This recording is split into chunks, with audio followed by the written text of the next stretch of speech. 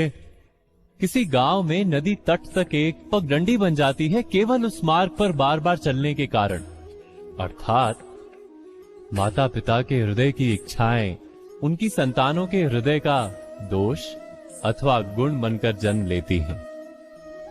क्या ये सत्य नहीं? पर फिर भी जब उनकी संतानों में कोई दोष दिखाई देता है तो माता पिता आश्चर्य और दुख से भर जाते हैं। माता पिता का हृदय ये प्रश्न करता है कि उनकी संतानों में ये कुसंस्कार आए कहां से। सत्य तो यही है कि माता पिता अपनी संतानों को अनजाने में ही कुसंस्कार के बीज दे देते हैं, जो उनके संतानों की हृदय भूमि पर कुसंस्कार का वृक्ष बनकर उगता है। अर्थात अपनी संतानों को सुसंस्कारी और धर्ममय बनाने की आशा रखने वाले प्रत्येक माता पिता को प्रथम अपने हृदय की इच्छाओं पर अंकुश रखना क्या अनिवार्य नहीं?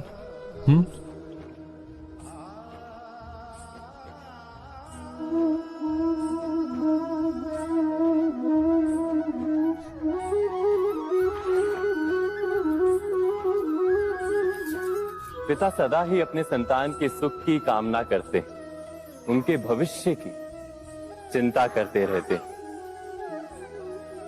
इसी कारणवश सदा ही अपने संतानों के भविष्य का मार्ग स्वयं निश्चित करने का प्रयत्न करते रहते।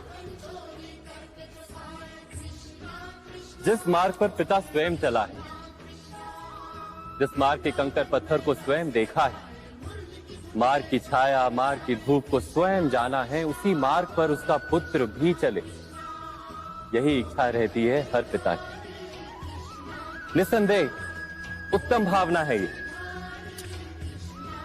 किंतु 3 प्रश्नों के ऊपर विचार करना हम भूल ही जाते हैं। कौन से प्रश्न? प्रथम प्रश्न, क्या समय के साथ प्रत्येक मार्ग बदल नहीं जाते? क्या समय सदा ही नई चुनौतियों को लेकर नहीं आता? तो फिर बीते हुए समय के अनुभव नई पीढ़ी को किस प्रकार लाभ दे सकते हैं? दूसरा प्रश्न, क्या प्रत्येक संतान अपने माता पिता की छवि होता है? हाँ, संतानों को संस्कार तो अवश्य माता पिता देते हैं, किंतु भीतर की क्षमता तो ईश्वर देते हैं। तो जिस मार्ग पर पिता को सफलता मिली है, विश्वास है कि उसी मार्ग पर उसकी संतानों को भी सफलता और सुख प्राप्त होगा।